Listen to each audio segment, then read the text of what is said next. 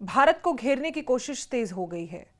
पाकिस्तान, तुर्की और सऊदी अरब के मक्का रक्षा समझौते में अब बांग्लादेश की दिलचस्पी सामने आने लगी। इसे इस्लामिक नाटो कहा जा रहा है और बांग्लादेश ने साफ संकेत दिया है कि वो इस आर्थिक या रक्षा ढांचे में शामिल होने की संभावना पर विचार कर सकता है। खास बात यह है कि ये बयान ऐसे समय में सामने आया जब भारत और बांग्लादेश के रिश्ते पहले से तनावपूर्ण हैं, जबकि ढाका पाकिस्तान और चीन के साथ अपने संपर्क तेजी से बढ़ा रहा है। द प्रिंट की रिपोर्ट के मुताबिक बांग्लादेश के विदेश मामलों में सलाहकार हुमायूं कबीर ने कहा है कि ढाका किसी भी फैसले से पहले अपने राष्ट्रीय हित और बदलती वैश्विक अर्थव्यवस्था को देखेगा। उन्होंने कहा, बांग्लादेश सऊदी अरब, पाकिस्तान और तुर्की से जुड़े किसी आर्थिक या रक्षा ढांचे में शामिल होने की संभावना को लेकर सकारात्मक रुख रखता है। देखिए, मक्का पैक्ट में आखिर क्या है? सऊदी अरब, पाकिस्तान और तुर्की ने 7 अगस्त को मक्का में इस रक्षा समझौते पर हस्ताक्षर किए थे। इसकी सबसे अहम शर्त है कि तीनों में से किसी एक देश पर सशस्त्र हमला बाकी दोनों पर हमले के तौर पर देखा जाएगा और यही प्रावधान इस समझौते को साधारण रक्षा सहयोग से अलग बनाता है।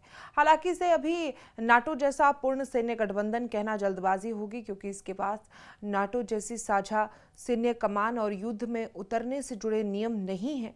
फिर भी पाकिस्तान, तुर्की और सऊदी अरब का ये मेल रणनीतिक रूप से अहम है। अब बांग्लादेश के इसमें शामिल होने की संभावना ने इसके संभावित विस्तार को लेकर चर्चा तेज कर दी है। भारत से रिश्ते क्यों सबसे पहले बने हैं, ये सबसे बड़ा सवाल है, क्योंकि बांग्लादेश का ये रुख भारत के साथ उसके मौजूदा तनाव के बीच आया है। 2024 की अगर बात करें तो उस वक्त शेख हसीना सरकार के तख्तापलट के बाद दोनों देशों के रिश्तों में लगातार खटास देखने को मिली। बांग्लादेश की अंतरिम सरकार शेख हसीना के भारत में रहने और वहां से राजनीतिक गतिविधियां करने को लेकर लगातार नाराजगी जताते रहे हैं।